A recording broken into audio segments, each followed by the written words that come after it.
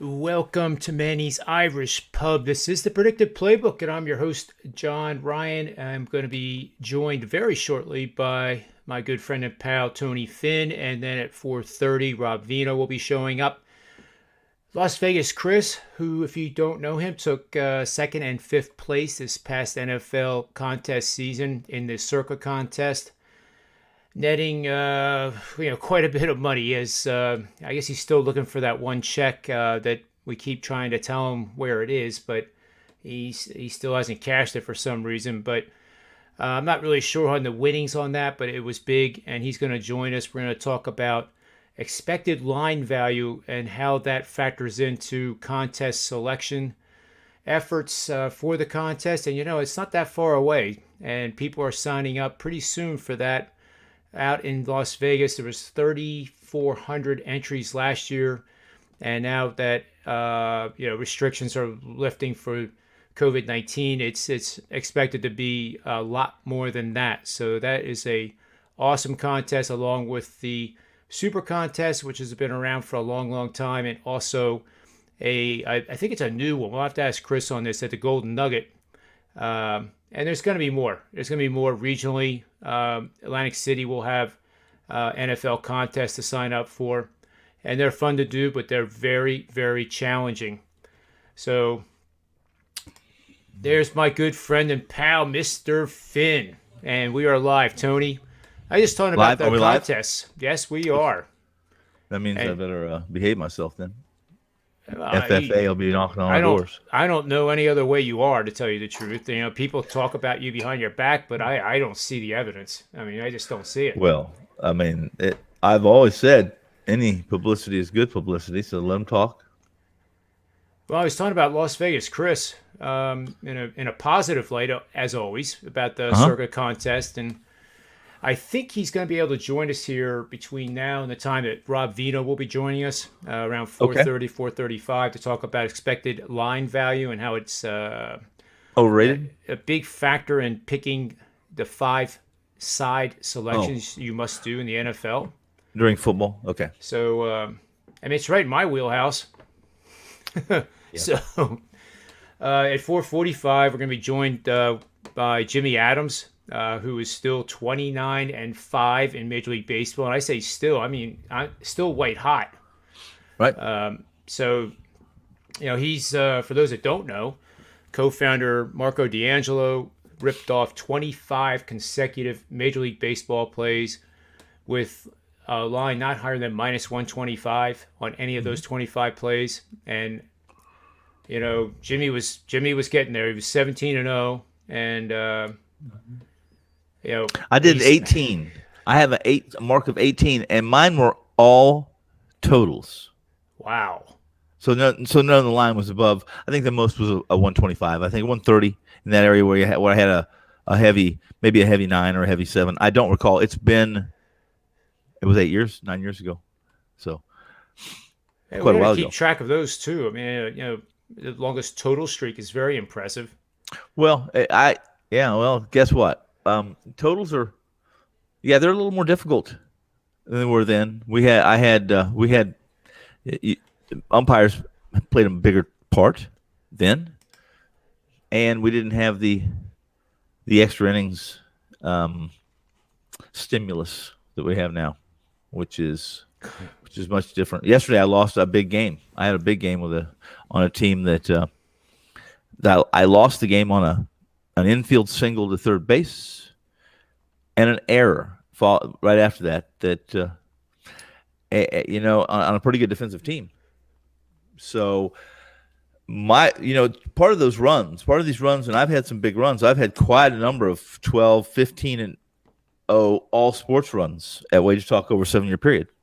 But in all of those, I promise you that there were a number of good breaks, Yep. good breaks. And you create your own luck. And for the most part, I never complain about that big play I left. I just don't, I never say a word. Somebody will say, "Did you win?" I'll say no. And that's all I say. I'm not one of those guys that says, but this and but that. I had a big play last night on Philly, on the Sixers. And if we learned something from last night's game, I think everyone would probably agree that your second rotation or that quality bench, is typically only as good as who's running the offense as well. And what I'm saying is, without Joel Embiid, this Sixers team is a completely different animal. Oh, I agree. Yeah. But I saw a misleading stat. I actually tweeted it. You might have seen it. Mm-hmm. Over the 97 minutes that Joel Embiid has not played in this series, the Sixers have lost. It's not very many points. Well, I'm going to say 27. What's the caveat to that? They didn't play the third and fourth quarters, Ben Simmons and him. And the primary caveat is second rotations typically, and I'm not saying that these guys are professionals, Johnny. They're professionals. However, when you are playing with a 20-point lead, it's different than when you're playing in a contested game. Like anything we do in life, if you're playing a game for you, maybe it's chess or maybe it's golf or whatever the case may be, that 4-foot putt is a hell of a lot easier when you got a 10-stroke lead. That's true. Yeah. Well, here is Mr. Vino. Talking about a 10-stroke lead. Oh, I love your background, Tony Finn. I love it. Where the hell is Ski Profit? I don't know, but we were talking about. I was going to put one that said Sixers suck. That's what I was going to do, but I thought I better not do that. Well, wasn't there some guy that you referenced that sent you a trend that said the Sixers were X, Y, and Z and really good and we're going to destroy the Celtics? I think it was me, actually. Well, I wouldn't argue with that. I agreed. I thought they should have. And the Celtics? The Wizards. No, that one's. I was talking about the game last night. Sixers and Wizards. I sent one that was like right. Well, I listened or something. I still think there was some things that happened in that second quarter where I thought the Sixers got very sloppy when Embiid was still on the floor. But as soon as Embiid went to the locker room and they announced at halftime he was not going to return, I'd already it was done. I was already making plans on how I was going to make up for that big play because it was done. It was over. Well, we're gonna do a little NFL today. Oh boy! Well, I got the right guy in the house to talk about the NFL. I think. I mean, both of you guys are more than qualified. Got to be Las Vegas, Chris. Yeah, this doesn't sound very humble for John Ryan to say, but I'm actually ranked number 1 in the NFL from last season at 65%. And for some reason, the NFL, that's my niche. That's my niche. The NFL? Yeah.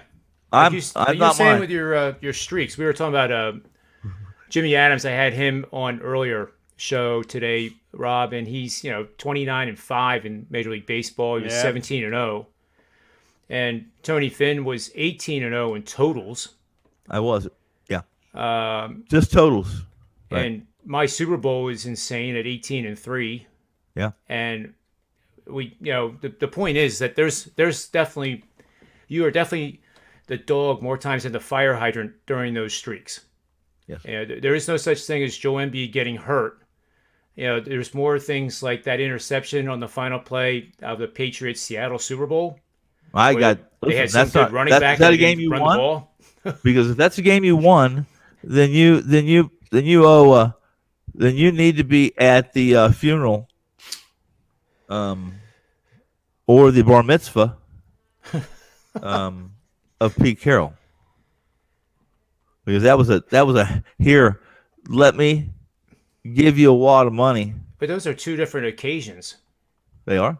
Yeah, but what? Rob, help me with this. That depends on your perspective. It's different than a funeral, though, isn't it? Well, that depends on your perspective and where you're from. For me, I agree with you. It is two different. Two different occasions. Well, you need an official statement for both, I believe. Like it has to be mailed to you. That official schmishful. I don't care about official. Yeah. I thought everything was by invitation. Hey, real quick, John, your analogy there being the dog more often than the fire hydrant when you're running hot and using Philadelphia's game last night. you're that dog if you have the Philadelphia-Washington game over the total and 7 minutes in you lose Joel Embiid, Oh, and you're thinking, oh, damn, here goes my total play, and yet they exceed that total pretty easily. So, again, that's a situation where you don't have everything lined up the way you handicapped it, but you win anyway, despite that. So, when you're going good, things happen like that. And when you're not, you have that you're sitting on a -8, and you're not even going to win.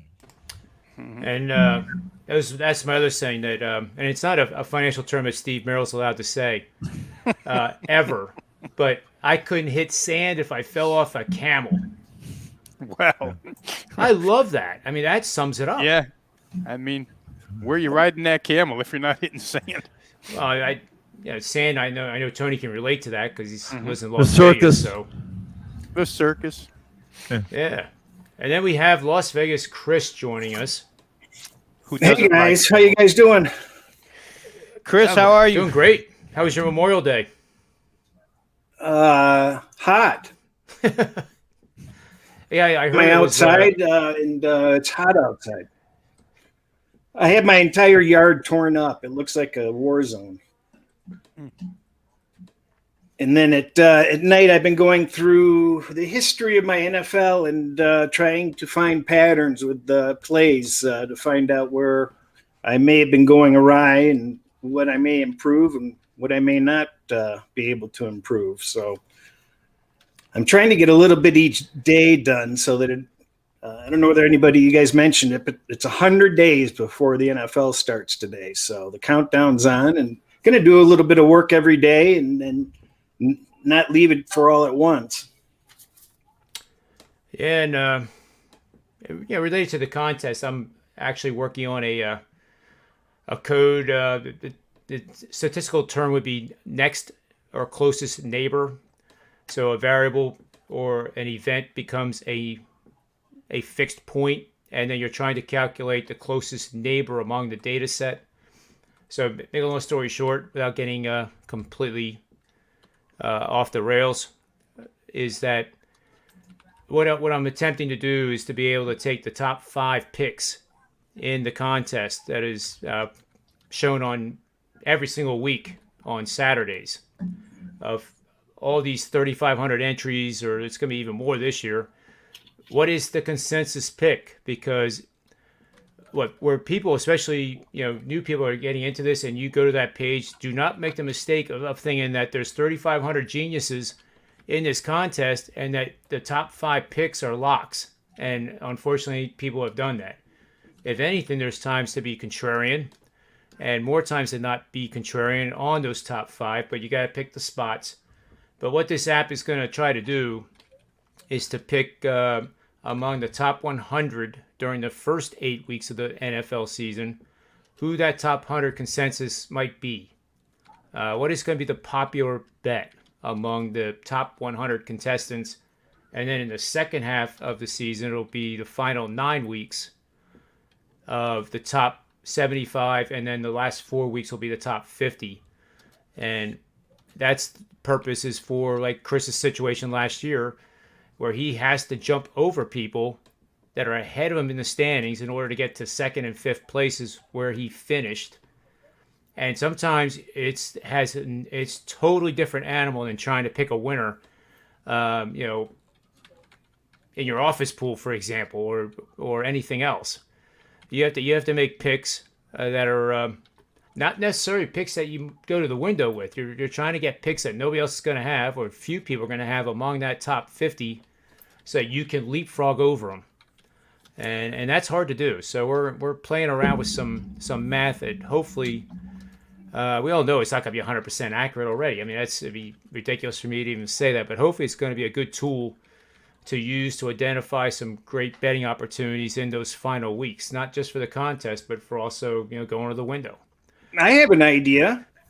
It's just a brainstorm, and I think it's actually pretty cool. If you can get that going, I think it would be really cool to have a group of people plus your program have a little mini contest themselves to just pick what they think the consensus 5 will be. That's a great idea. because I think there's talent in that. That is a great idea. I'm writing this down. It's basically the deciding, what the masses are going to take. Yep. So there's no way to. It's just like it's just as hard as anything else. There's really no inside track to it, but it tests your wherewithal of being able to figure out where everybody's heads are in a given week. Yeah, that's a great idea. Because then I'd be willing to show my prediction for the top 5 after we close the deadline for that survey and see how it compares. That's awesome. That would be fun to do. I think everybody in the chat room would like that too. Yeah, I think that's a pretty interesting thing. It Yep. could be a real flame out though too. So, Well, sometimes when I talk about the PGA Tour, Chris, I can definitely tell the audience is definitely saying, when is he going to shut up? I don't need to hear about Phil Mickelson again. I don't need to hear about Kokrat. How about him? And I don't brag hardly at all. Coke. But he won it. And I actually said on the show with David Behrman. I mean, how lucky is that? Well. Should have bet more on it. I didn't have, access to Steve Merrill's account, but I would have. I saw something interesting on Twitter that I interjected with people on over the weekend. It's along what you're trying to do, John.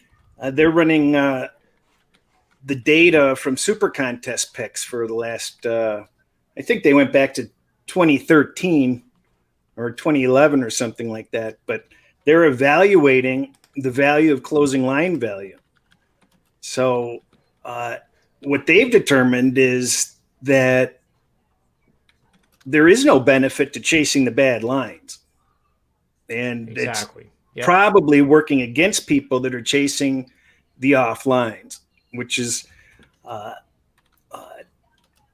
what's kind of odd about it is you have to kind of read into the chart, because if you look at the chart one way, it looks like, it depends on the number, but looking at the numbers different ways, sure, it mattered with certain numbers, but that's only because they're lined more often. So you could really take an arrow across them all, and they're not that much different on the frequency of importance.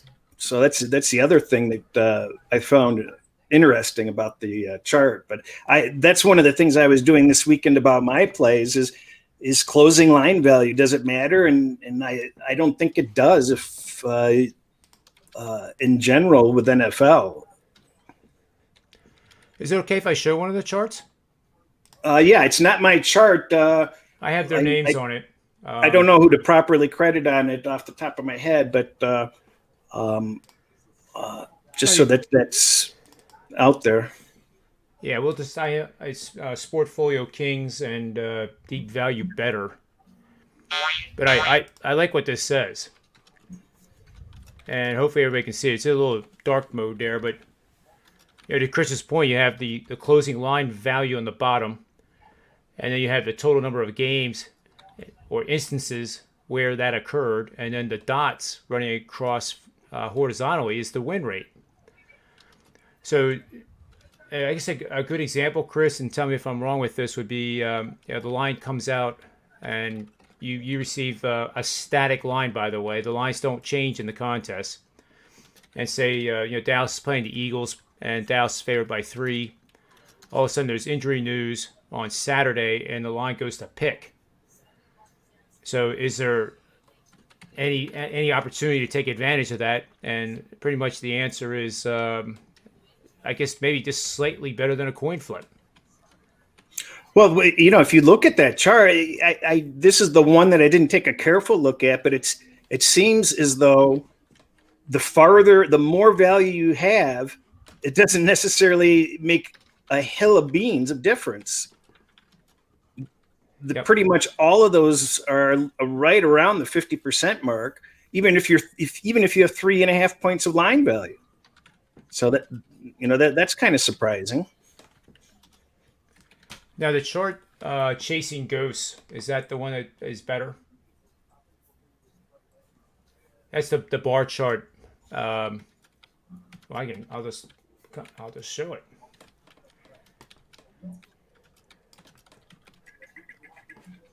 It's take me a second here to bring this up.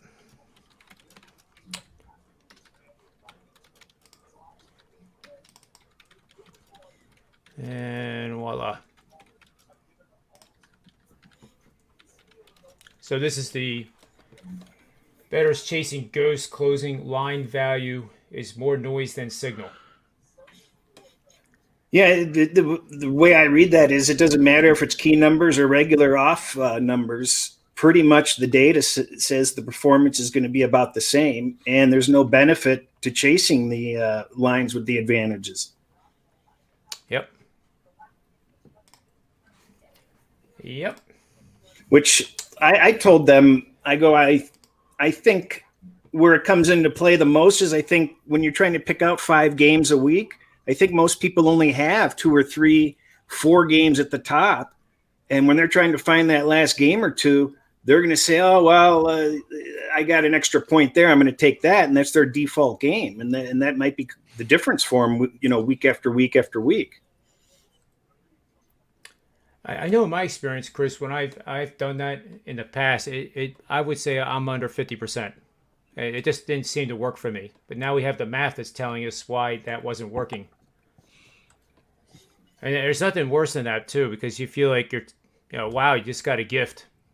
The so and so is not playing for the Eagles, and Dallas is going to easily cover the 3 points now, and lo and behold, the Eagles win. And hypothetical, of course. So I really love that stuff. I mean, I'm trying not to talk too much about it, Chris, because you and I could talk for hours, as could these guys too. It's not just one thing. Some people, like those deep analytics and they can get really into the programming of it. And I respect the fact that some just they just want to know the answer. They just want to know, don't do that because the math tells you not to do it. Well, I know from Tony and I have talked about this extensively, and Tony doesn't worry as much as I do. I mean, I know all this in my head, but I still fight for every little half point I can get. And I've got a tight range of where I'm going to stay within. And Tony and I have spent a lot of time talking about it. And he's a little bit on the other side, and probably somewhere in the middle is a good point to be in. Because Tony doesn't spend, the time that I do, clock watching the lines and having to get that every little half point. And I have to agree. I don't think numbers are landing as often as they used to. The key numbers just aren't the same. They're spreading out and morphing year for year. So any of the data that you see with, frequency of the numbers that land, without knowing if the games were line that or not, the frequency doesn't matter. So, but Tony can elaborate on how he feels about chasing the half points like I do. It bugs the hell out of me. It doesn't bother him in the least. It is what it is. Well, let's hear it, Tony. Well, I don't. First and foremost, Chris is accurate.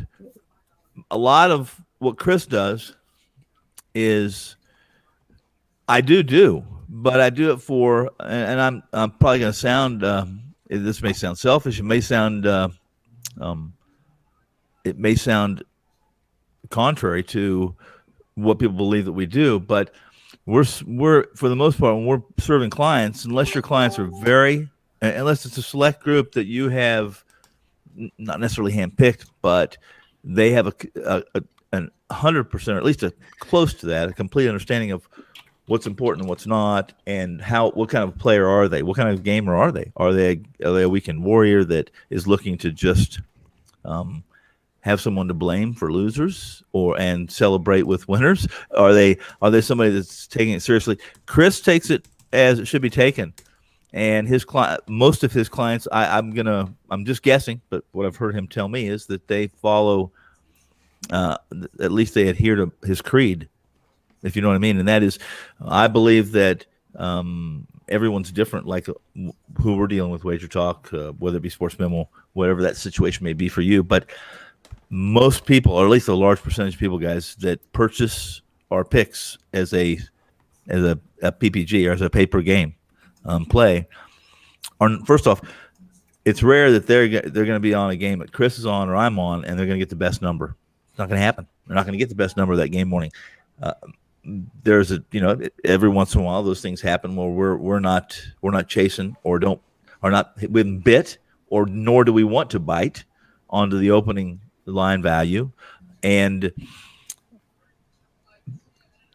most guys I'm servicing are going to be like in college football. I handle power conferences. I don't veer off into the MAC very often, or some of those. That's my client base. They want to be able to watch them, wager on them, and win on them. And while that may be more difficult in many situations over the course of a marathon, trying to beat power numbers, because that's the handle, or that gets the bookmaker's attention, because they know where their handle is going to be. And here in Vegas, they know their handle is going to be on the power conferences, in particular Pac-12, or at least it used to be the Pac-12. I'm not sure that Pac-12 is a power conference anymore. That's just me. Well, that's another hour-long show talking about the Pac-12. Yes, it is. Well, and again, to Chris's point, yes, Chris is chasing number, at least patiently waiting for that half point. I don't have to tell you guys. I don't have to tell Chris. We've talked about it many times, especially in baseball. Listen, I make sure that a lot of times I have to release a late play, because 5 cents in baseball it's a big difference over the course of the summer.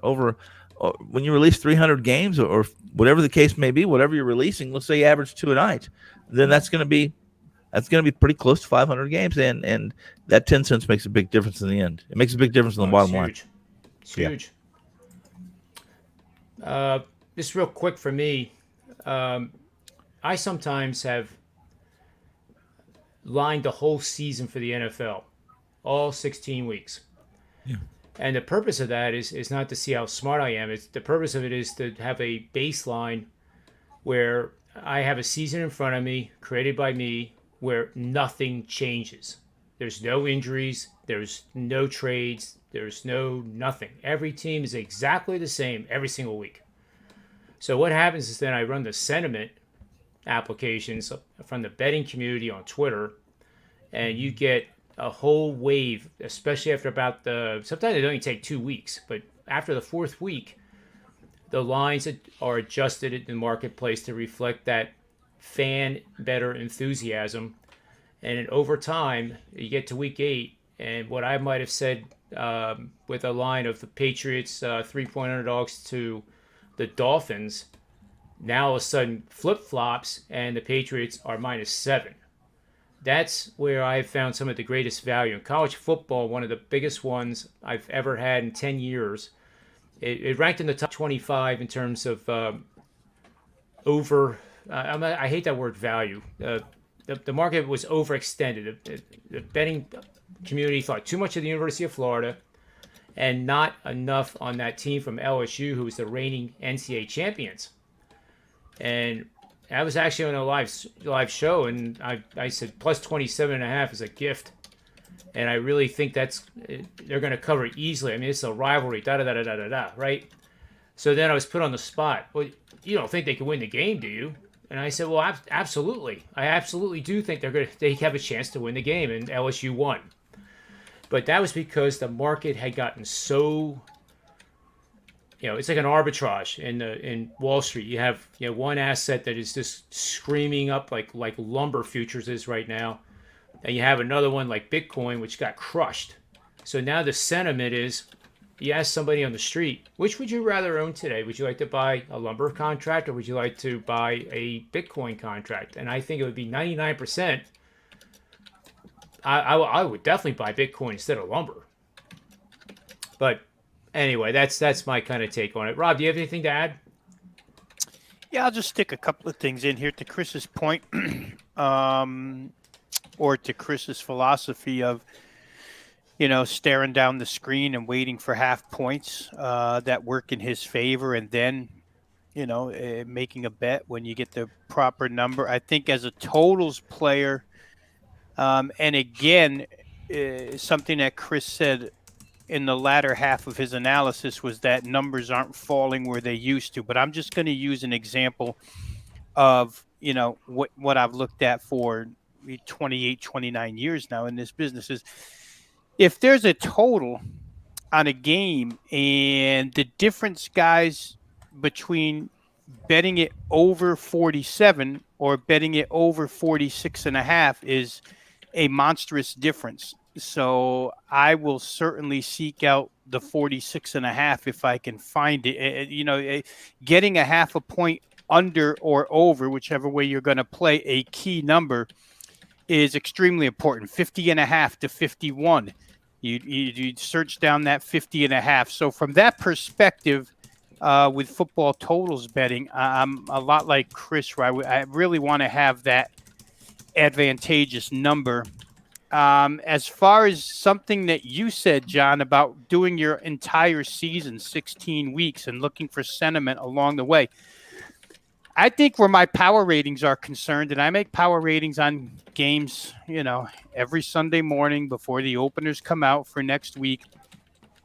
I consider myself to be a counter puncher against the odds makers, somewhat to what you were saying, John.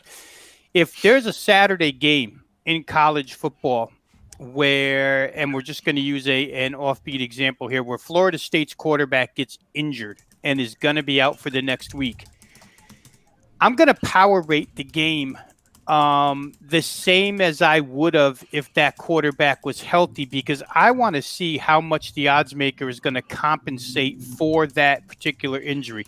If I think it's too much, then I've got to play one way. If I think it's too little, then I've got to play another way.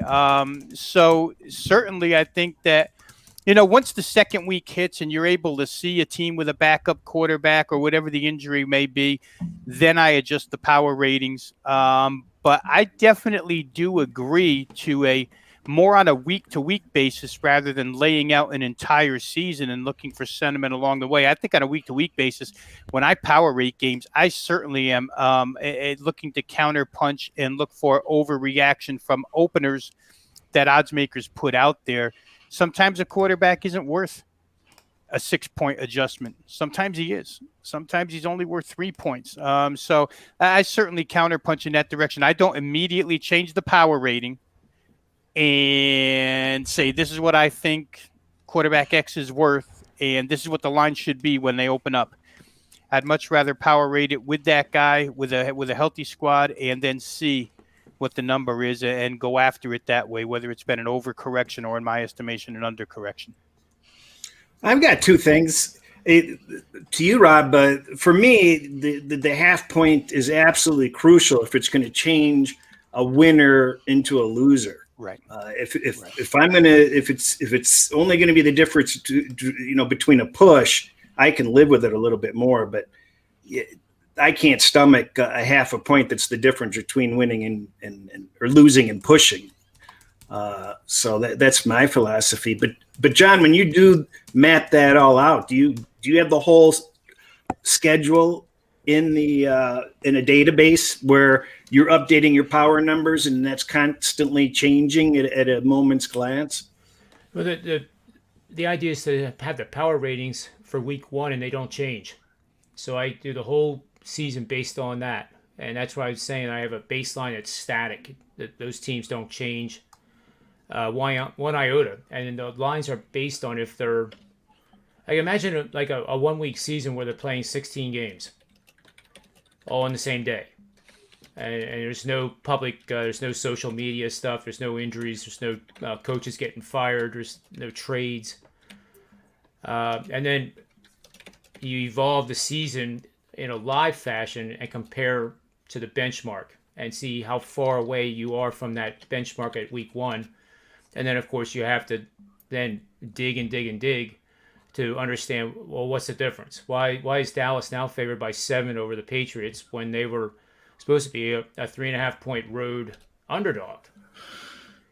So I think it would be really, really cool if you were punching in your numbers each week and watching them changed instantly and being able, you can find every single game on the board for the entire year lined someplace. Mm-hmm. So, you're going to have those dangling games out there that you can instantly just glance at. It's already been calculated for you. That's why I was curious, asking whether you're constantly, changing it so that at a glance you can look at these future games and stuff.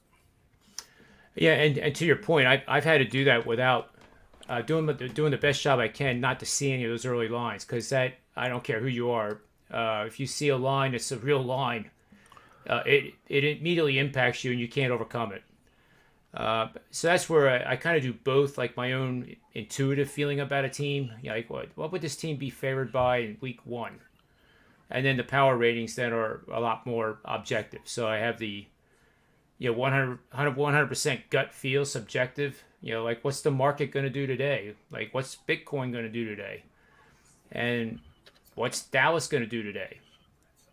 Compared to, all right, these are the power ratings. This is what this game would be lined in a vacuum. I guess that's the word. Yeah, I got myself into some odd situations last year because I kept, betting some games weeks ahead of time. And, sometimes I forgot I even had them. But they can move quite a bit, number one. Number two,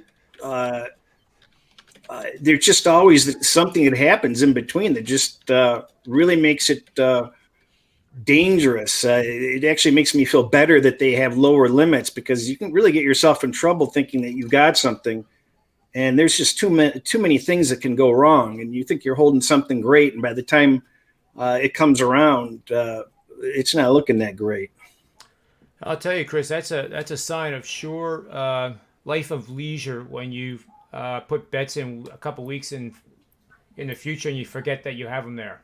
So I commend you for that. It's called disorganization. Well, I'm not that. I would probably remember. I think. I guess it depends on how big the bet is too.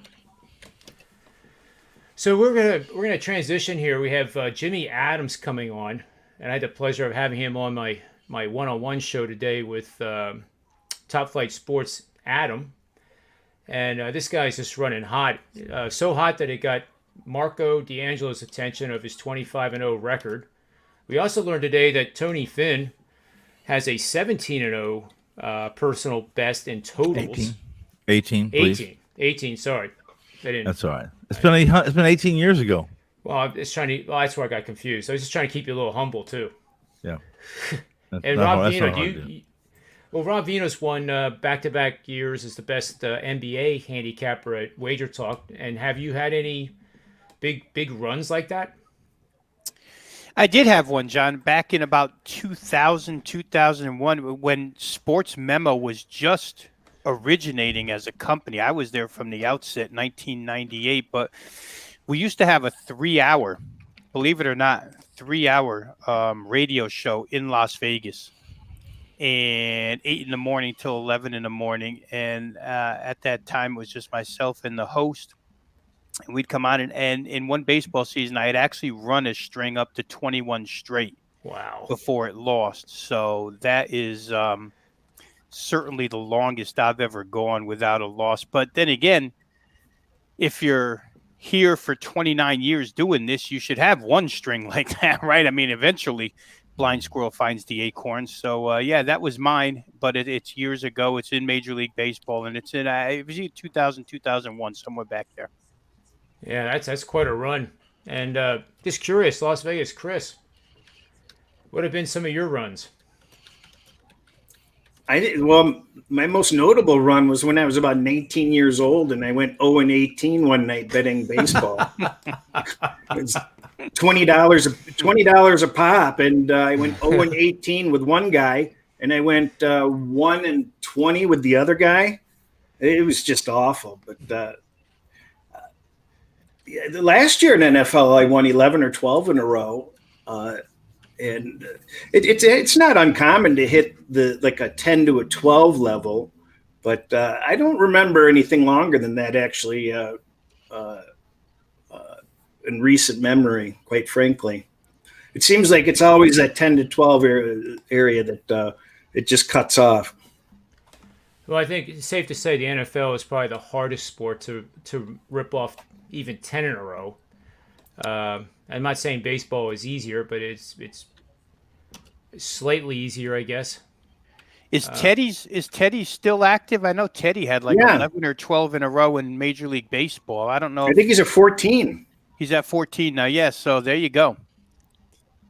Good for him. That's pretty TC. cool. Boy, it's How's pretty everyone humbling doing hearing today? that, Jimmy, isn't it?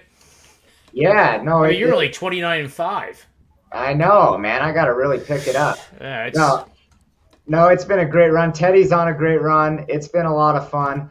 But at the end of the day, like, I just got to forget about all that stuff. Like, the clients, and especially the new clients, they don't care that you're 29-5. They want to win tonight, you know? So, if anything, you know, you got to work harder. The pressure's, you know, you got more clients. You got more people to please.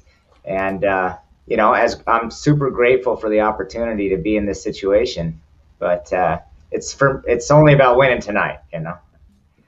Like we hear all the time. Yep. I've been trying to figure out what the sign is behind Tony Finn, and I think I was just gonna compliment him on that. I sure hope that holds true tonight, Tony. Well, did you win that in a raffle or something, or? No, it's from the Renaissance era, painted in the Renaissance era, so it's worth a little bit. Some questions I should think like an attorney. Never ask a question that you don't know the answer. Isn't that the rule? If you know the answer, never. You know, yeah, exactly. If you don't know Streets, the answer, I will say something about Streets, and I know Tony feels the same way about it.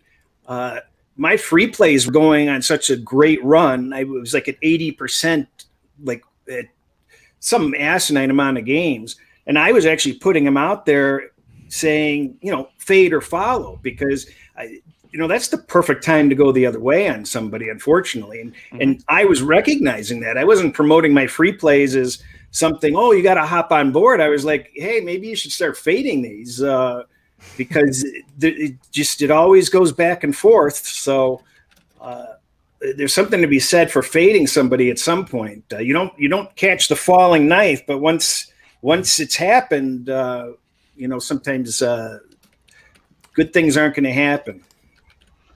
Yeah, that's a great point. And the key is when to start fading. You know, do you fade at 17-0?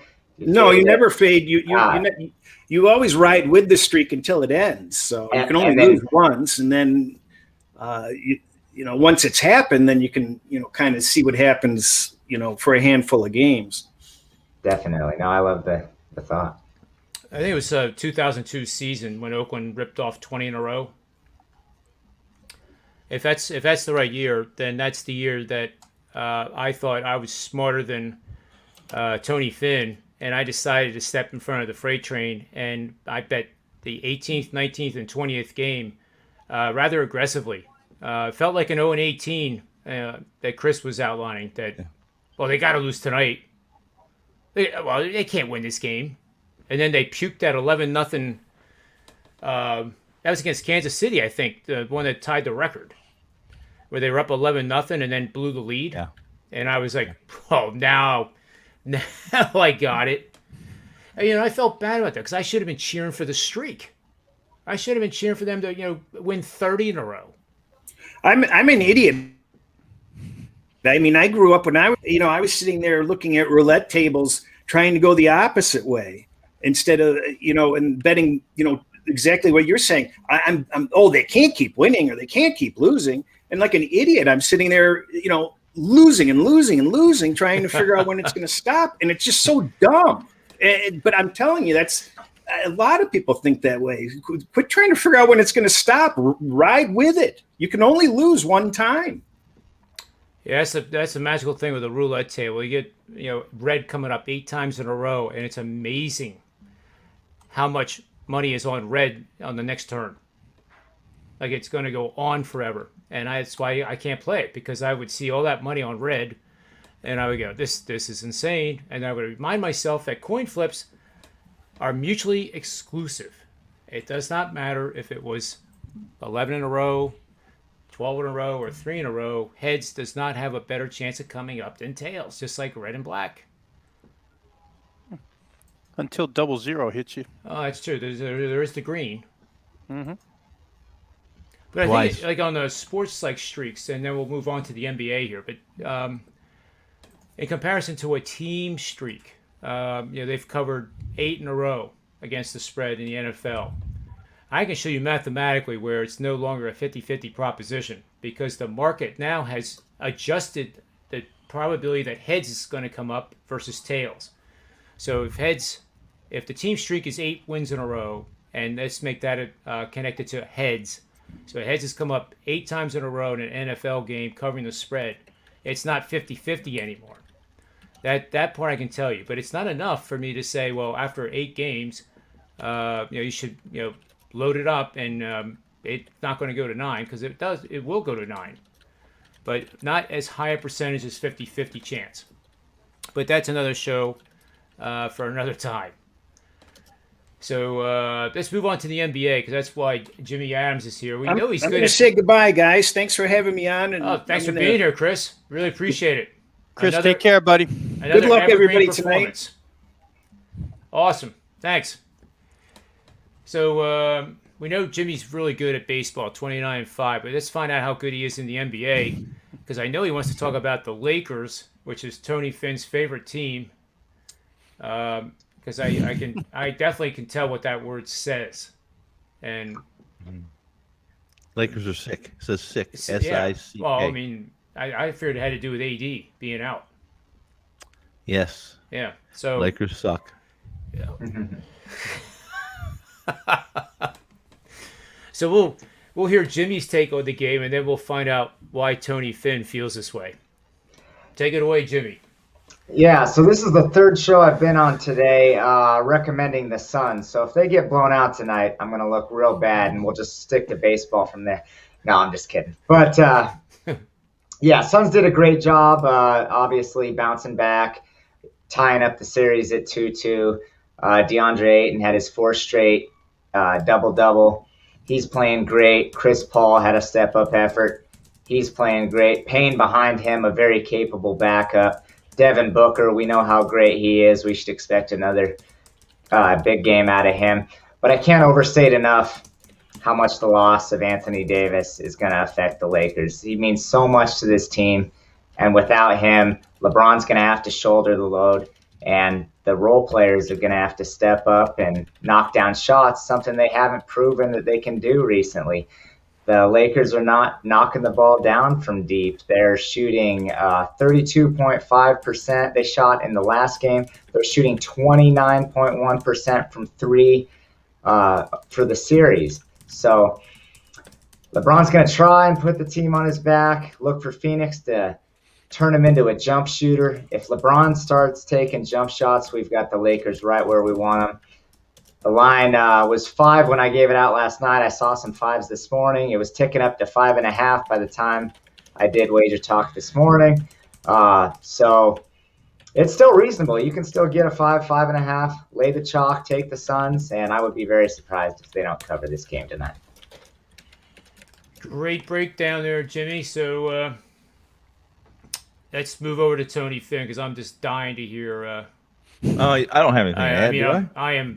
I haven't been so anxious to hear what some words are going to come out of somebody's mouth in at least 6 months. Really? Yeah, that means you can. I'm going to take that as a compliment. That means you have the mic and the floor. I just take that when I want it to. Well, you're not giving me anything. You know me. I'll just jump in there and interrupt. But he is pissed off. No, here's the deal with it. I put this up because I thought maybe Ski might be on the show. I put it up because I've been working on some backgrounds. I have some that are hand painted. But I'm finishing up one. We'll have one done in the next couple weeks that I'll use for other portals, social media portals, as opposed to maybe. Whether it be Wage Talk TV or some of the other gigs I do for other radio or Sirius, et cetera, et cetera, et cetera. This game, guys,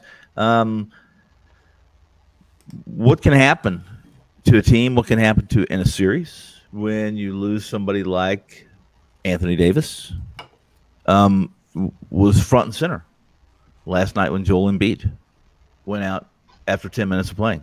10 minutes of playing. And, of course, Ben Simmons only playing, I think, 11 in the first half because there were 3 fouls. But even when Ben was on the floor last night, I even though I know I have at least one huge 76ers fan as part of this audience because he's sitting on this panel, I have 2 that are very familiar with the Sixers because Rob follows the Sixers. You guys are both very close in proximity demographically to this team. So you have no choice but to hear a lot, see a lot, and you know what the Sixers look like and smell like. And if they look bad and smell bad, they're probably bad. And what I saw last night, again, I talked to Rob before Rob came on. You guys, John and I were talking about if you watch this second rotation yesterday, because that's essentially what they were playing, a second rotation with Simmons sometimes leading the charge. But even when Simmons was on the floor, these other secondary, what I call second pitches, they're the curveballs, the sliders. How good is your, fastball guy is terrific when he's facing a team that can't catch up with his fastball. But if you're facing, the Yankees or you're facing the Dodgers, you're hitting a team that can hit a fastball, you're only going to be as good as your secondary pitches. Well, even when Simmons was running the show yesterday, this team is much different when they're playing in closely contested games. John brought up a point, guys, that, listen, Embiid's minutes off the floor, the Sixers team had only lost so many, or they were plus minus whatever it was. I don't think he was specific. He was in the neighborhood because he knew the neighborhood that they were in. And I said, the caveat to that is this, guys, and it's absolutely critical, and that is for you, for John, a 4-foot putt is a hell of a lot easier when he has a 10-stroke lead. And playing those secondary pitches are much more effective when they know they're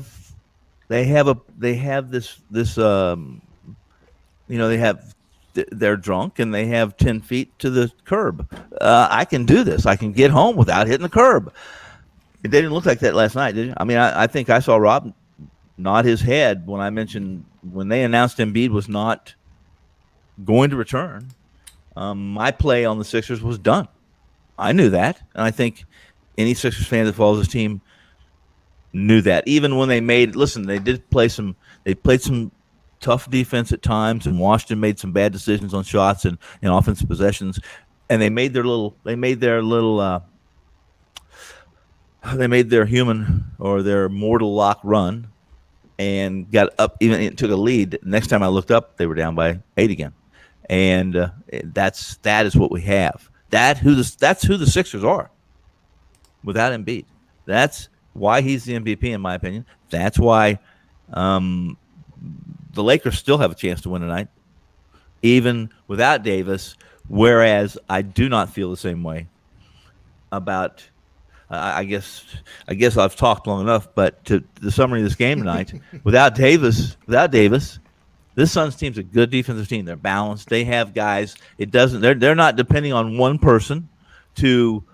They're not depending on one person to score 40, because even when they do score 40, it doesn't mean they're going to win. And I think that's a liability as opposed to an asset. Embiid's a different story. When he's on the floor, he's not just about points. There's a difference between Simmons and LeBron. I think we all know that. While LeBron is not who he was 5 years ago, and he's certainly not who he was when he could carry a team in his late 20s. And he carried many teams, one of them being Cleveland, to some pretty good seasons in the late 20s, but before he went to Miami. But since then, he's been a part of the big three there, and now the big two in LA. And LeBron isn't the guy that's going to.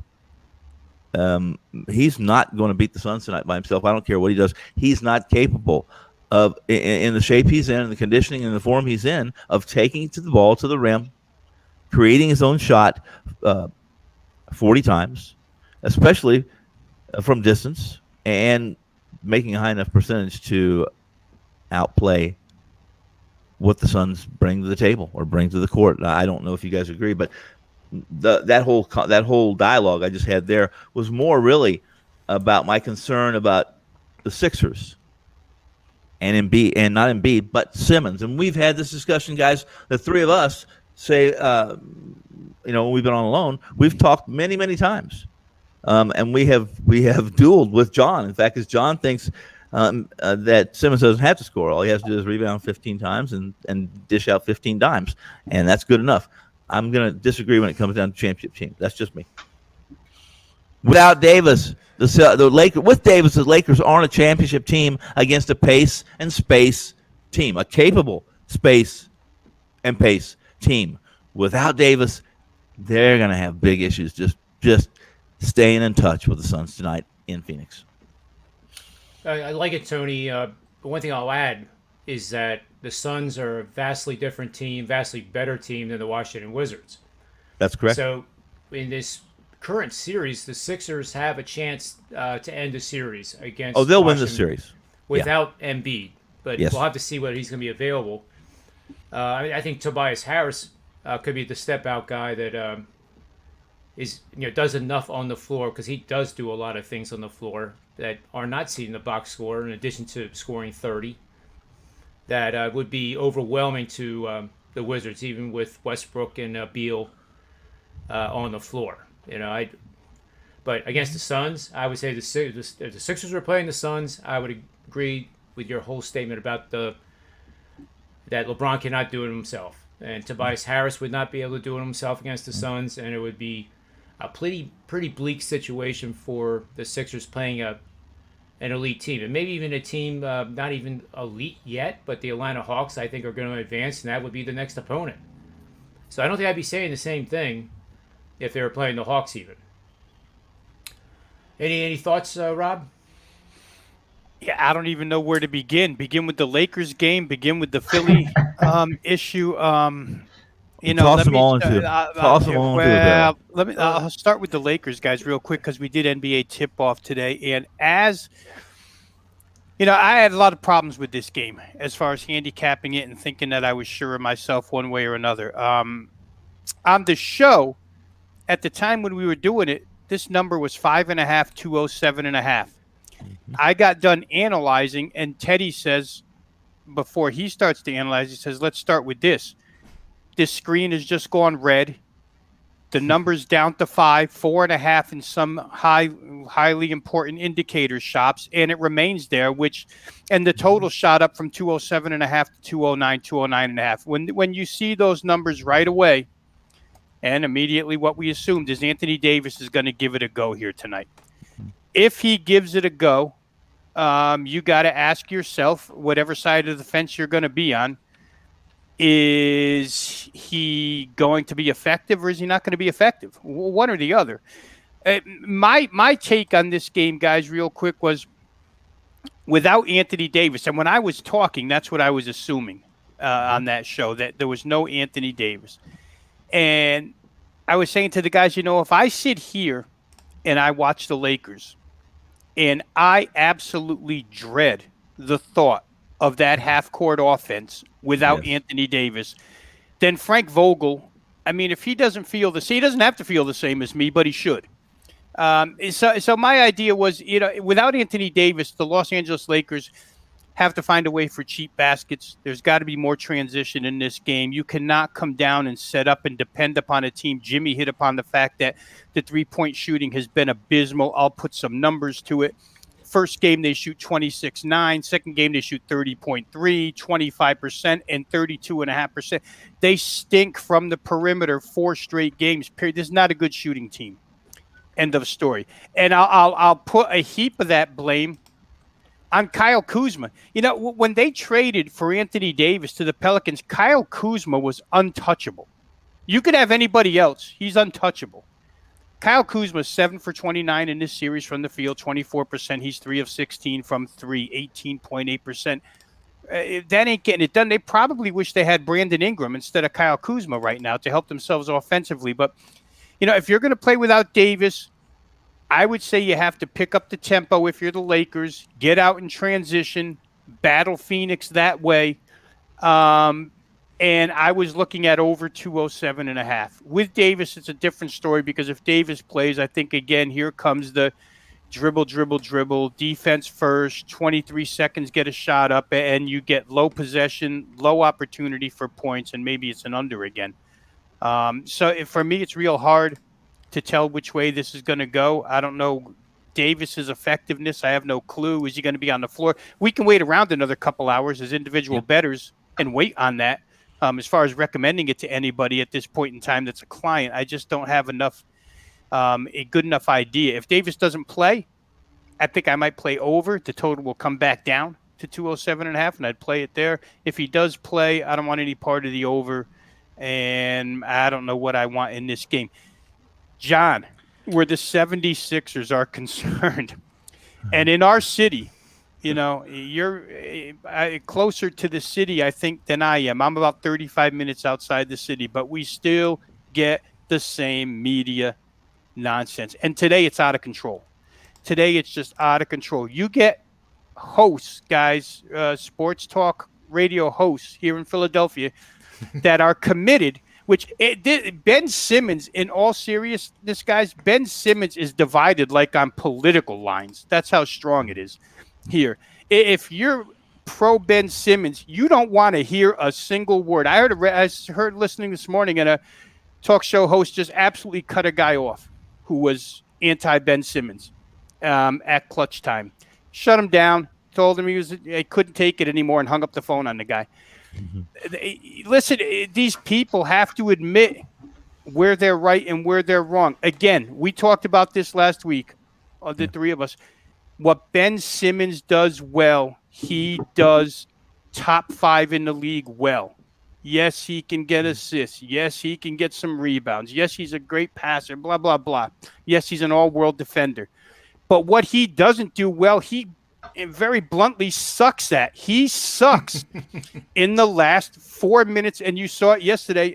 Finally a coach had balls enough. Scotty Brooks, listen, here's what we're going to do. We're going to put you on the free throw line and see what you can do. And Philadelphia had to sacrifice 3 possessions without even having the chance to get a good shot, without even having a chance to shoot a three-pointer. They got to watch this chooch march to the line and clank free throws. And they're going to do it time and time again. The problem with Ben Simmons is not in a game that's already in hand. Nobody questions Ben Simmons in a game that's already in hand. The problem with Ben Simmons is it just like what you saw last night. Tie game, 96-96, 4 minutes left. And you can't have that guy on the floor. In no way. I'll give you a bunch of examples here, guys. I'm sitting with a 76ers fan last night, good friend of my son. He's all Philadelphia all the time. In that third quarter, with a lineup full of backups, all right, Tyrese Maxey, Mike Scott, Furkan Korkmaz, these guys, 8 straight trips down the floor. Not one of these second-tier players would even pass the ball to Ben Simmons. He didn't catch the ball once, 8 straight. And then, Doc yanked him and put Tobias Harris in. If he's not dribbling the ball up, he doesn't touch it. These guys don't want it. These are the second teamers that don't want Ben Simmons involved in the offense, and Ben Simmons doesn't even want to be involved in the offense. End of game last night. Somebody put up a jump shot, I can't remember who, and Ben, about 3 feet from the hoop, grabbed the rebound. And as fast as he grabbed that rebound, he threw it 100 miles an hour out to somebody behind the three-point line. Now, at 6'11", if you're Ben Simmons and you can make a free throw, when you grab that rebound, you're taking it right back to the rim strong. You're not kicking it out 26 feet away from the hoop to have some reserve chuck up a three. It's just crazy how quickly he got rid of the ball. I don't think the guy has any confidence in himself, period. Once he gives up the ball, if you just follow his motion on the floor and watch where he runs right to the baseline, just like he did in game 1 when Embiid got into foul trouble. And he hibernates under the basket looking for box-out position. He did a good job of it on that play. He did get the rebound. But you're Ben Simmons, for crying out loud. Go up strong, dunk the ball, get a layup, do something that a big guy would do underneath. He won't do it. He's an absolute liability. Shame on Doc Rivers for covering for him last night and saying he refuses to take him off the floor and he knows more about basketball than anybody else. And certainly he does. He's been in the game for 35 years. But just to blindly cover for your star like that, I mean, it's going to be a problem, John. It's going to be a problem when they play Milwaukee or Brooklyn, because they're going to be in close games late, and this guy just can't be on the floor. You can't run offense. This guy gets paid how much money? What his contract is unbelievable. He's the first overall draft pick, and you can't even run offense through him. All you can say is he's a great rebounder. He's a great defender.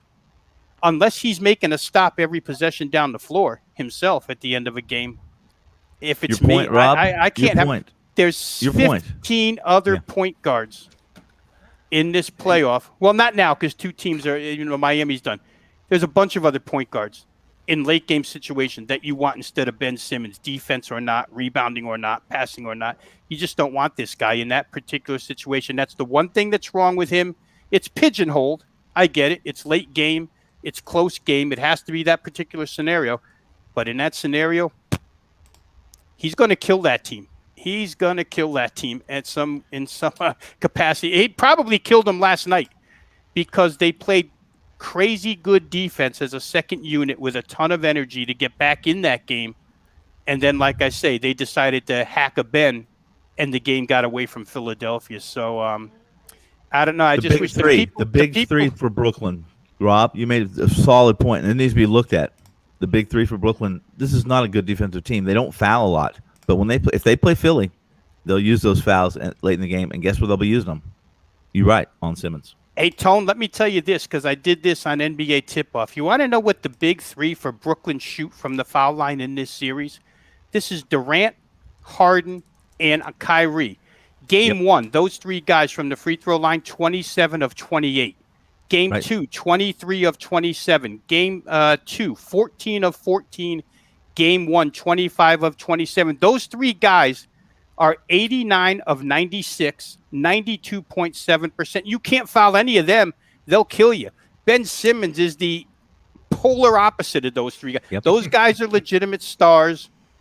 This guy is great at what he does, but he's not a star. He's just not. He's got limitations, and the people who love him won't admit it. Yeah, I'll veer off it really quickly too, and tell you this: I always, if I'm not familiar or absolutely confident, I know how well a guy can shoot or a team can shoot in college basketball. I don't have. All I have to do is go to the stats on how they shoot free throws. And that's the biggest thing. If there's a dichotomy between the free throws and the 3-point line in either direction, guess what? Free throw shooting is the evidence of whether you're a good shooter or not. I don't want to hear someone say, no, he gets the hiccups at the free throw line. Well, then I don't want him in a big game. Yeah, because look at what's happening to Luka, Tony. Luka's shooting better from three right now than he can't make a free throw. But he can knock down threes from 5 feet beyond the arc. It's crazy to see guys that do that. But Luka Doncic is just at the free throw line. He's killing his team. Yeah, can't trust him. So I just wish that the people who love Ben would admit his shortcomings. In this city, it's never going to happen. And the people who dislike Ben would admit that he's got a lot of great facets to his game. But they won't admit that. So you get, like I say, it's like a political divide where Ben Simmons is concerned here. And the team, listen, their fates ride solely on Joel Embiid. They could lose Ben Simmons for the next two series. They could still win. I'd still have faith. But they can't lose Joel Embiid. That's unfortunate for a lot of reasons. It's really unfortunate because there's a lot of smart coaches. There's some smart coaches left. Coaches are they are tangible at this point in time. And if I'm facing Philly, trust me when I tell you that if I have two guys, in particular my backcourt guys, that are capable of attacking the rim, that's what I'm doing. Because Embiid's going to have 3 fouls in the first half, or I'm going to have quite a few easy layups. Jimmy, I apologize for eating up all your time, buddy. Go ahead. No, you're good. That was great stuff. Can you guys hear me? Sorry, Jimmy. Can you guys hear me now? I had the show was muted. I couldn't hear what anybody was saying for the last 20 minutes. Nothing important. You didn't miss anything. All right, that's good. Yeah, no, I thought great points were made across the board. As far as, Simmons, Rob and Tony pretty much summed it up. But as a point guard, you want a guy that can score. I know he does a ton of great things with assists and rebounds and, whatever. But in today's NBA, I want a point guard that can score. I'll just keep that short. As for the Anthony Davis thing, the smart thing to do, like Rob was alluding to, would be to find out 100% what the heck is going on with AD. Is he playing or is he not? Our situation is a little different because we give out plays and because, we sell plays. And at some point, you've got to come to a decision as to what side you're going to be on. And I felt strongly enough. I did not think that AD was going to play tonight, so I will be surprised if he does. And then I don't wish injury on anyone, but if it turns out he does play, I guess we'll just have to hope he's ineffective. Because what if I told you this? What if I said this to you? I ask you, I hope he does play. I'm on Suns. I'll just give it out right now. I hope he plays. Why do I hope he plays? Because you think he will hurt his team more by playing because of the injury. Yeah, he's not very tough. He's not a tough kid. I mean, he's talented. His skill set out over the top. What he's able to do at 7 feet it's Barnum Bailey stuff. See, it's freak show stuff. However, he is not tough. And what I mean by that is you look at his first game back or some of his first games back from injury. Look what he did in game 1 against the Suns. When he wasn't really healthy or he wasn't quite healthy, he's still tentative. He was bad. And I'm gonna throw this at you guys, but all three of you. I'm gonna throw this at you. I thought when this total went up, I thought it was very astute of Rob because I thought it was sharp money saying this total is too low because LeBron and that coaching staff is smart enough to know that they're going to have to play at tempo tonight if they're going to beat the Suns without Davis. And argue with me all you want, you won't win. But the best NBA player in transition, running downhill, is LeBron James. LeBron James, right. And that is what needs to happen tonight. So I thought it was sharp money saying, listen, I'm going over this 207. That's what I thought, Rob. Yeah, well, that was my line of thinking, Tone. I thought the price had come down too far over correction and the game would be played differently. But again, if Davis is anchored in there at 70% or whatever and not able to really move, then they're going to go back to that half-court nonsense, and I'm going to lose that bet. So that's why it's hard for me to decide. Right. Well, then you play the side because if he's going to be there, you're going to get 5.5. If he's if he's in, you're not going to lay 5.5 or 6. You're going to be laying the 4. Once they announce him.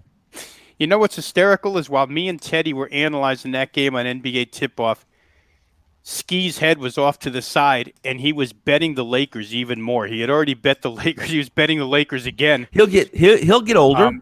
He'll get smarter. He'll become less passionate about one team. They had John. I wish I wrote him down, but on that show, Teddy and Ski brought up some, crazy high percentage numbers of LeBron James playoff games off of a loss.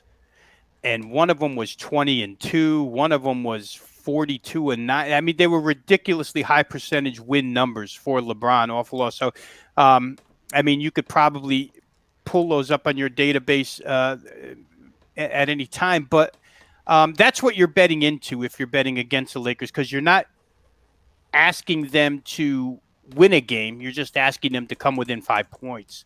Yeah. And maybe they can, maybe they can't. How many of those games in that stats, those were crazy stats. How many times were they 7th seed? They were a 2 seed coming off a loss or a 1 seed coming off a loss, playing a 7 seed or an 8 seed, not the other way around.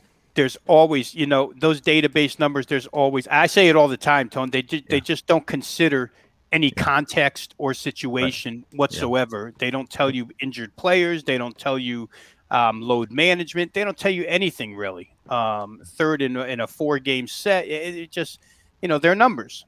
But they were good numbers for LeBron James if you want to build your argument off of that.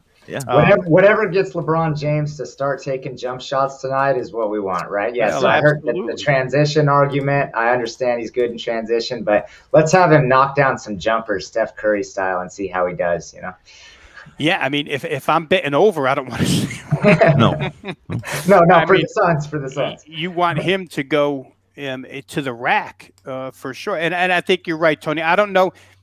Vogel's track record of opening up offense he's more a half court defense oriented guy. Yep. So I'm a little skeptical of him seeing it my way, but we'll see. If he doesn't see it our way, then I'll grade him, and I will downgrade him on situational basketball, because sometimes you have to tell your wife she's the best. You're beautiful, you're the best, and you're always right, even though she's not. You just have to do it if you want to win. Sometimes you have to change your scheme in basketball, right, if you want to win. And John, to your point of always when we get into these discussions, and it kind of comes full circle to in-game. Yep. There's probably some in-game parameters that you could set for a game like this where I think you could be really successful just by feeling this thing out and seeing what's going on and then stepping in and trying to make some money that way. To me, this is, at least from the angle I'm coming at, it's the perfect in-game scenario tonight to see what these teams do and how this thing looks first few minutes. Let me kind of throw one thing and I'm going to shut up, because Rob, you're right. I will wait for that, and I will be really interested if this game plays out as I think it will, or I think at least it's a higher probability that it will play out like I think it's going to play out. In-game scenario will be LeBron will, if they're down by 12 more at third quarter, let's say 6-minute mark of the third quarter, LeBron's going to the bench. And then when most people will be saying, well, I'm going to take the Lakers to make a late run and cut, I will be on the other side of that, and I'll be saying the Suns are going to run. They're not just going to win. It's going to be by margin, and more margin. So you want to know about in-game, huh? That's in-game. Well, you would probably, you would probably be able to set some discipline guidelines to that. Sure. For an in-game. Well, not in 30 seconds talking to the audience here. I can't tell them that, but yeah. You're right. I probably can. I can do it in 33 seconds. I can name that John tune in 3 notes. 33 is a much more lucky number than 30. Anyway. Here we go with this tree stuff. Here we go with this. You love this stuff because the point is, and this is serious, you have to have a plan if you're going to do in-game before the game starts. You cannot go in there to like the Sixers last night, where I did a pre-flop bet. I think it was 33% actually on the Sixers. And then I was looking for opportunities to get in. In game 3, I did the same thing. I never once got even close to the levels we mentioned, I think, on the show. No, we couldn't have, because it was... No, I think we did, actually. But anyway, we never got to those numbers, so I only had a 33% winning bet on a 4-unit play. I'm out. So those times can happen to you. But when it comes to totals, that rarely is the case, that you go start to finish with a game going completely 100% over or 100% under, unless you're extraordinarily unlucky and pick the wrong game. So the price volatility tonight should be rather exceptional, to Rob's point, and I agree 100% that I will be all over this. And the Lakers, what's the line now? Like 209? 209 flat everywhere. Yeah. There's a hook on the 9 at Heritage BetOnline. Mm-hmm. So as you guys were talking about, and I think Jimmy mentioned it too, with if AD plays, what I'm about to say probably is going to get changed, because if he plays and he's not 100%, he's a liability to the team. Therefore, lower points scored, then my whole scenario here does not apply. It's not valid. But this is actually a 4-unit play that I released at Sports Memo, and we'll give it out here for, thank you to all the loyal followers and viewers. I keep going up in numbers each week, which we're very grateful for. So the play is the over, especially if AD is not in the lineup. So over, whatever it was that Tony said, 209. If they get out to a slow, sluggish pace, which I actually am hoping that happens, I will add 25% at 202.5, the other 25% at 198.5, and those are specific numbers. They don't change based on what I see in the game, but they must be filled orders, like in the marketplace in Wall Street where I came from. Those are orders before the market opens kind of thing. And if they don't get filled by halftime, they're done. I don't do any of this nonsense it's not nonsense in the first half, but it would be nonsense if you did it in the second half because you don't have the time to make your bets a winning one. But what I'm pretty excited about tonight is that if we can get those in the first half, I think the second half could be up and down the floor like you can't even believe. And then all of a sudden you get totals up there in game, possibly as high as 224, and who knows, maybe higher. But at 224, I would take my whole 100% bet and bet the under and look for the middle. And that's the strategy I mapped out for the clients. And I also emphasize the most important thing to do is, paper trade this. You don't have to follow it. It's not something you just kind of learn overnight. And it's better to watch it unfold and say, wow, that was a good strategy, or boy, that didn't work that time, or the overs worked, but the under didn't, than to do it and then get frustrated that you did something you didn't really fully understand. So I don't do the I'll say this to you, John.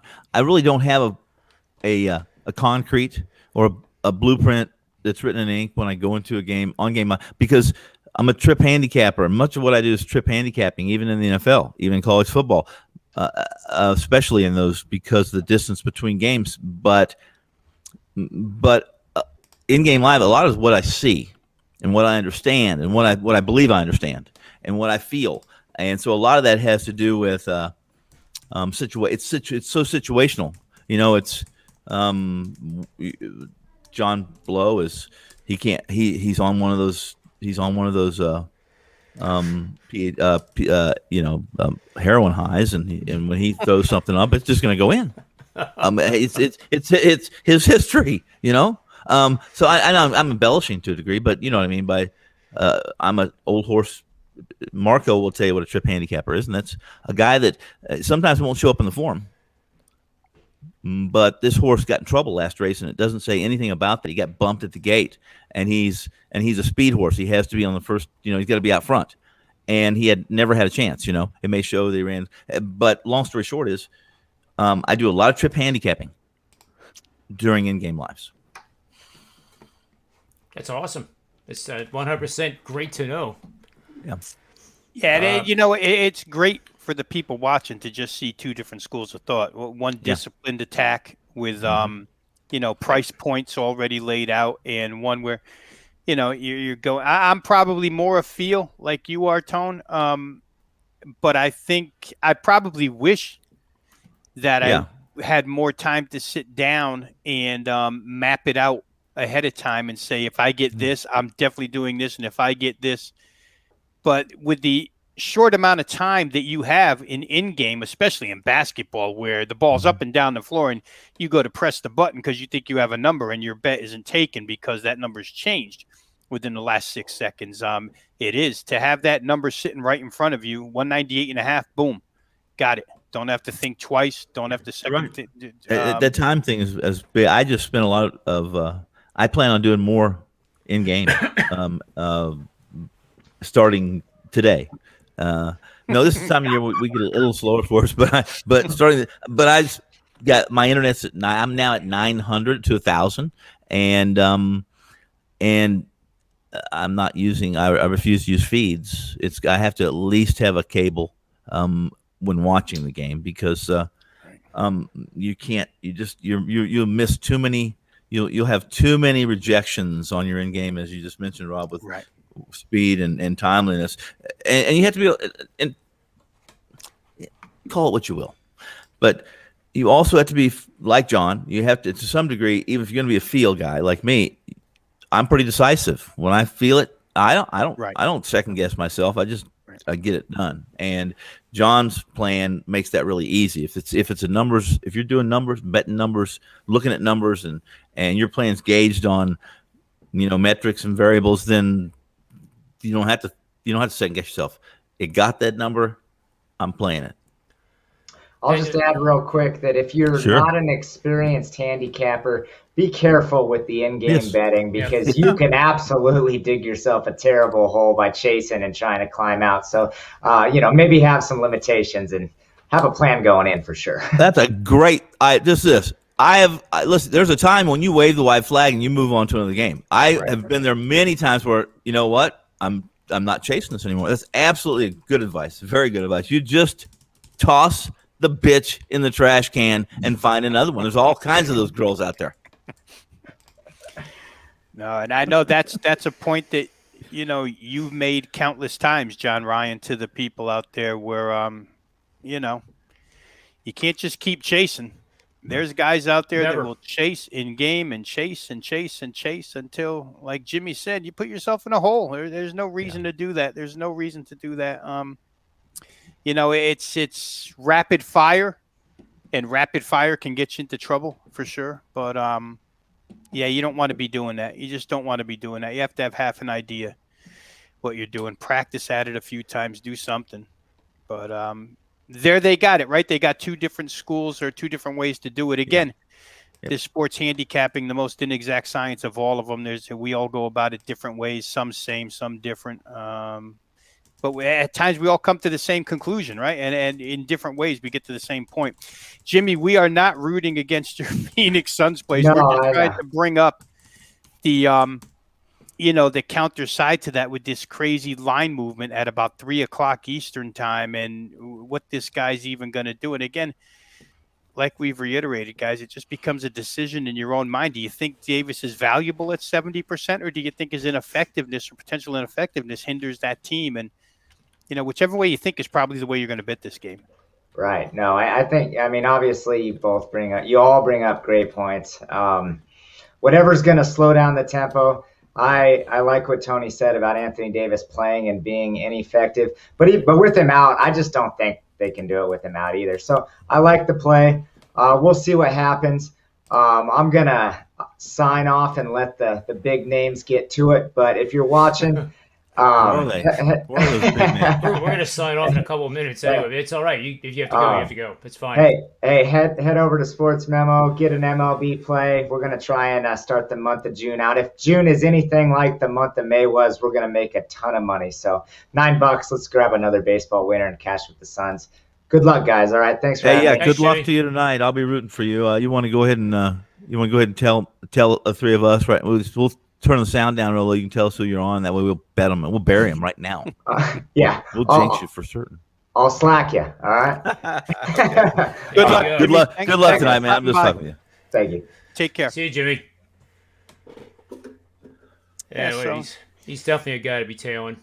It's these injuries, guys, they're making a difference in these series game by game. Oh, you can, Donovan Robbie, I don't believe in chasing injuries in the regular season, but it's a different animal.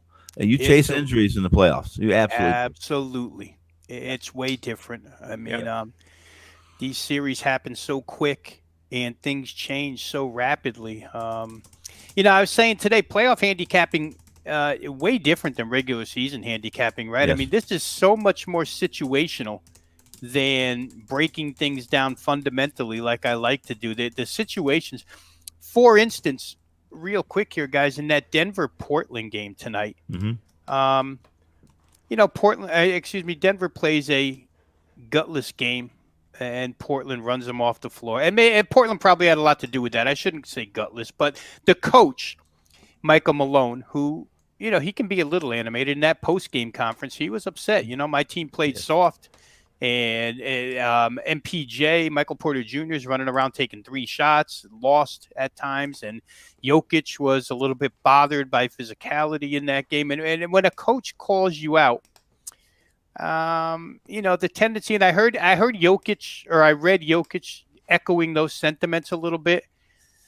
So even though in my mind, and I think, Tony, way back at the beginning, you were in the same boat here with Portland being the better team in this series. I firmly believe Portland's the better team.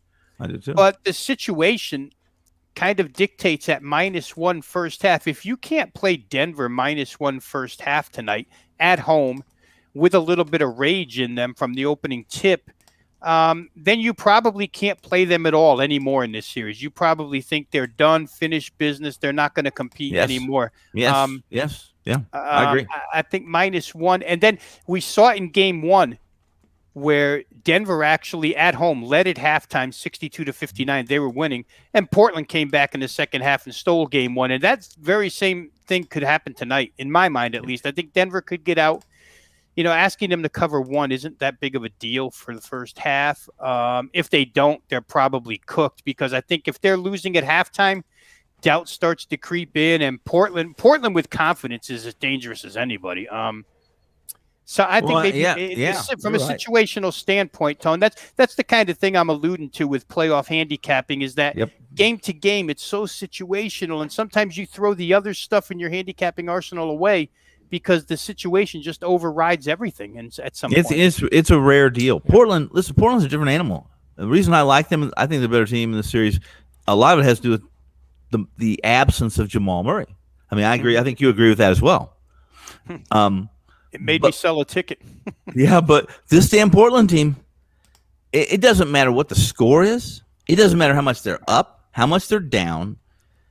They're capable. They're extremely capable of putting 15 points up in a minute and a half, and they never quit. I mean, unless they're pulled off the floor, and it's typically against their will, at least Lillard, they don't quit. And that is this Portland team in a nutshell. The coach may be on the block, maybe on the hot seat a little bit because they haven't done more in playoffs. This is really we talked about this game, you, me, and John, and I thought this is a litmus test for this is a Denver team as is right now that Portland needs to beat. Not only does Lillard need it, not only does McCollum need it, the coach Stotts needs it too. Agree. Love it, guys. I mean, they're, Norman Powell gets. You're talking about a game tonight where Damian Lillard comes off a 1 for 10 shooting performance, and they won by 20. Yep.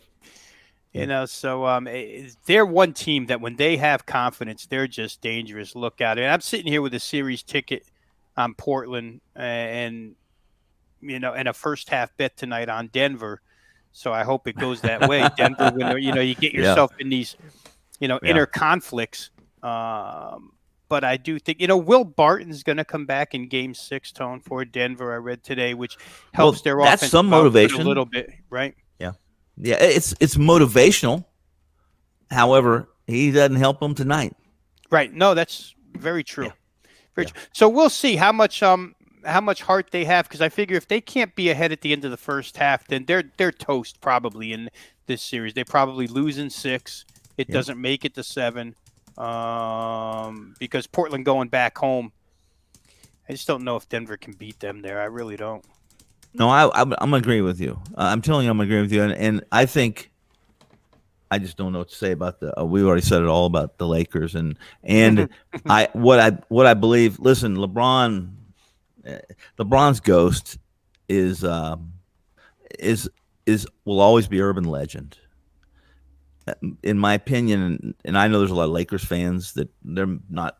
There's a lot of Lakers fans probably maybe even listen to this or will watch the replay of this. And I'm certain that you and I and John will talk about the Lakers in the next 3 days. I'm sure in plenty.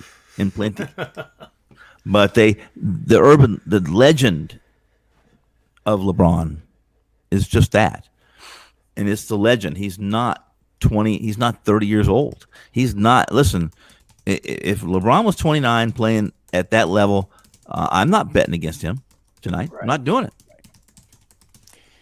Yeah, Father Time comes in at some point. And he hasn't been correct in this series anyway, guys. He's looked a little bit hobbled in this series, right? He hasn't really been aggressive. He's tended to settle for more jump shots than going to the rim. And Anthony Davis has really carried these guys, right? He had 3 30-plus games in a row. So it hasn't been LeBron doing the heavy lifting in this series for sure. Yep. And to Davis's defense and my defense for calling him soft or not tough, much of how I define that is that his skill set allows him not to have to be tough. His skill set allows him not to have to be physical. But when he's been injured, if you let's go back and look, and I'm not going to mention anything more than when he's been injured, he's never an asset. He's always a liability, and typically for the first 2 or 3 games when he comes back, he's it's just he's just tentative, and he's a rhythm guy. He's a guy that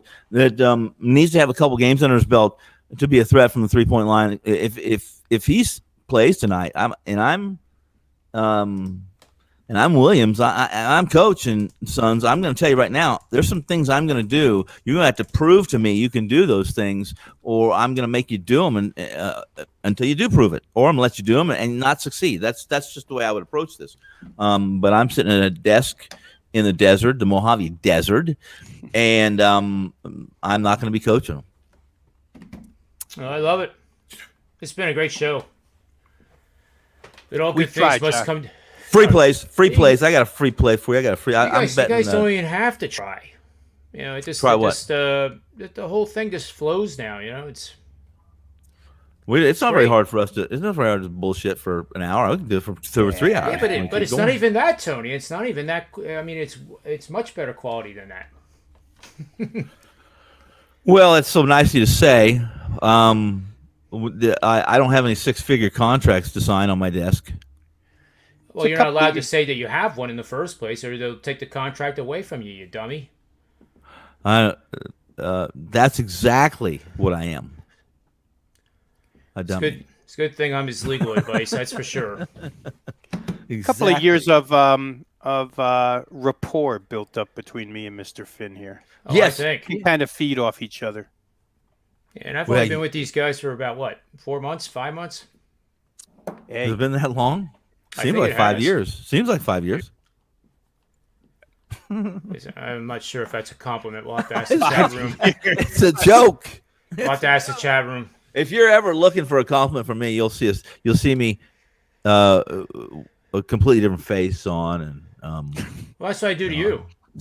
That's what I just did. When I had that stone face saying, "Oh, is that a compliment?" But John, let's just go ahead and break it to the audience. There's not much. It's tough to embarrass me. It's very difficult to insult me because I got a couple people I know love me, and they're the only people that matter. I don't give a shit. I really don't. I mean, I care to a certain degree, but not so much that that I'm going to jump off a 1-story building and just hurt myself rather than kill myself. I'm just not doing it. Well, My God, the audience doesn't like me, John. Now you're starting to sound like George Carlin. This guy in the chat room thinks we're great, right? Yeah. You guys are great! Exclamation points. Gotta love it. That's nice of him to say. What does he want?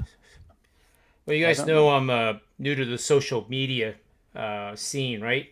And don't like thanks, it. Don't thanks like to it. you guys doing these shows, I am 21 away from 3,000. Wow. Hey, pat yourself on the back for that. You're 3,000. I think it's tall. Isn't it social media?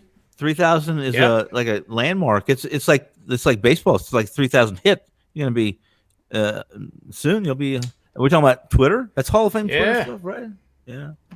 Yeah, man, I'm a rookie. I should be batting third. Well, you work at it. I don't really work at it very hard.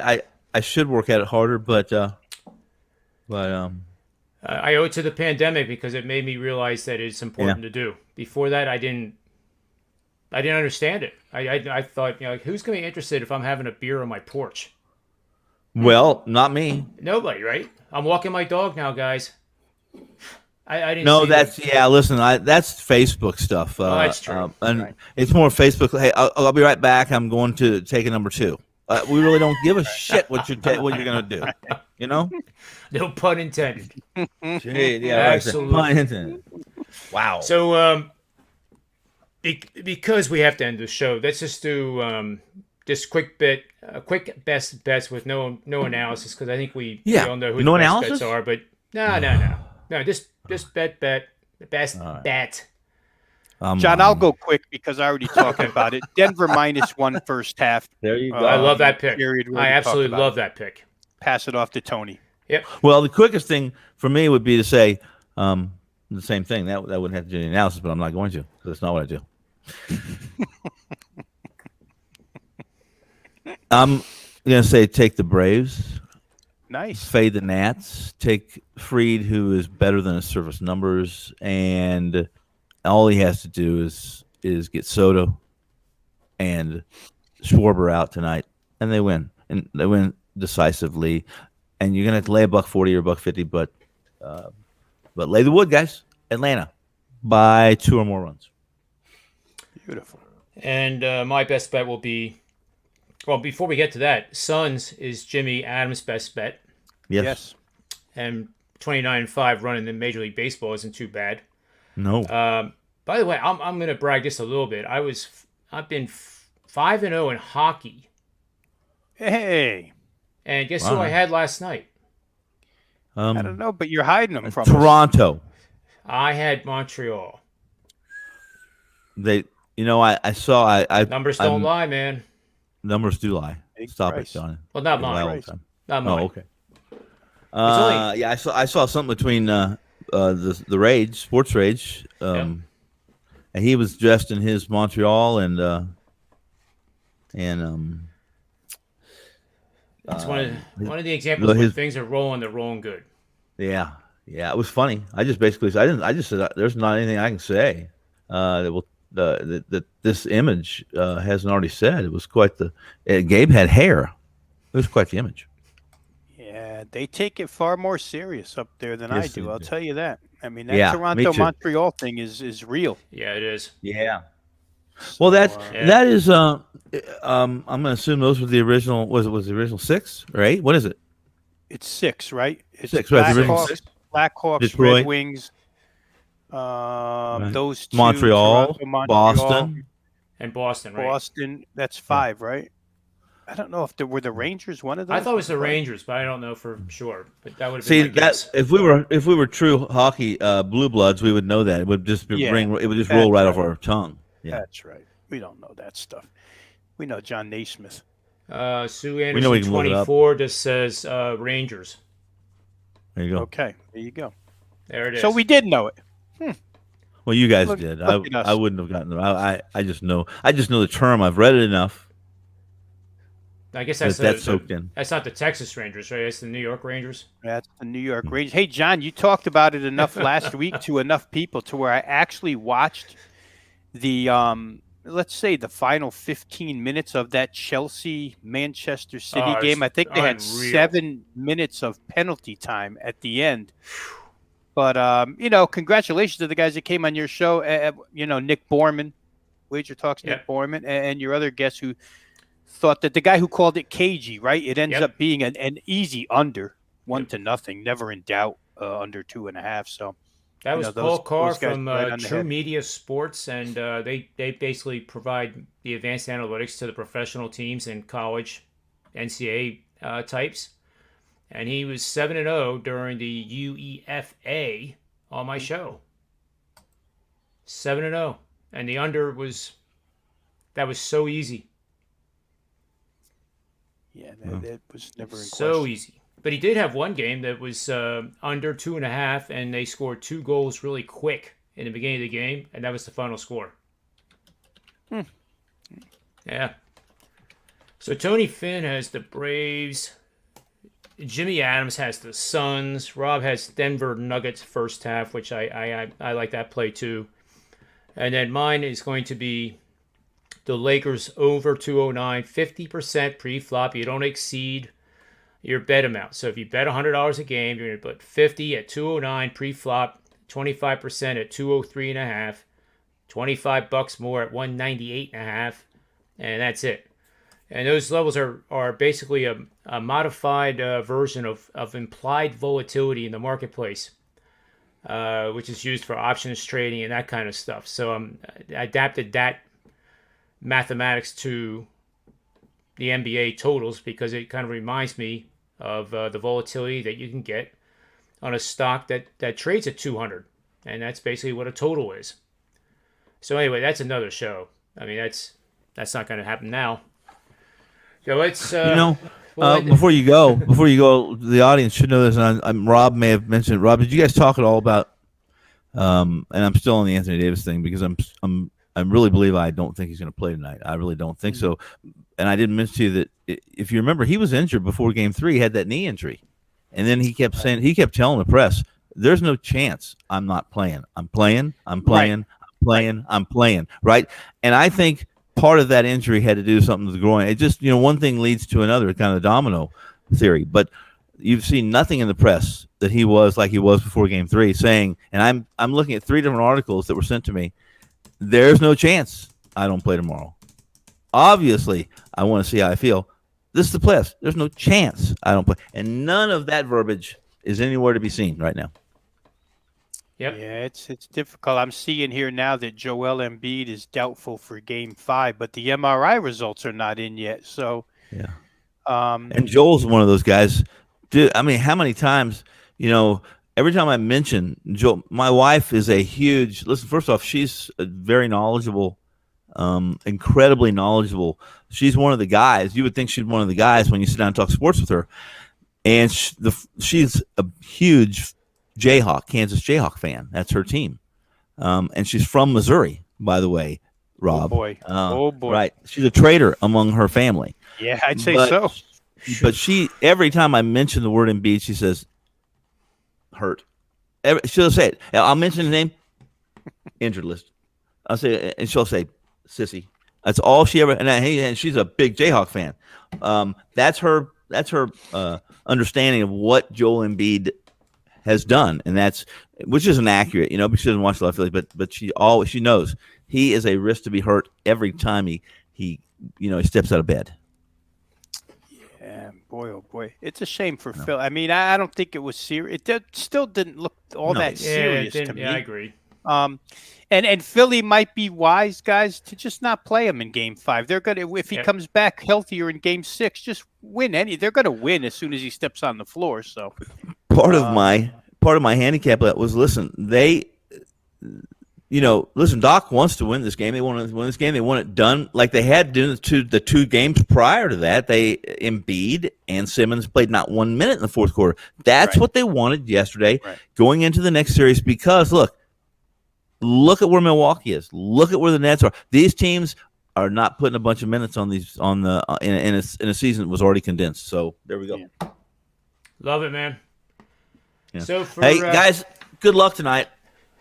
Yeah, let's make this the most highly profitable night we possibly can. I think everybody got some great picks and great information, and make sure you come back tomorrow for more of the same at the Manny's Irish Pub Show at 4:15 Eastern Standard Time. We'll have other shows on, of course, too, here at the Predictive PlayBook and WagerTalk.com featuring Tony Finn and Rob Vino.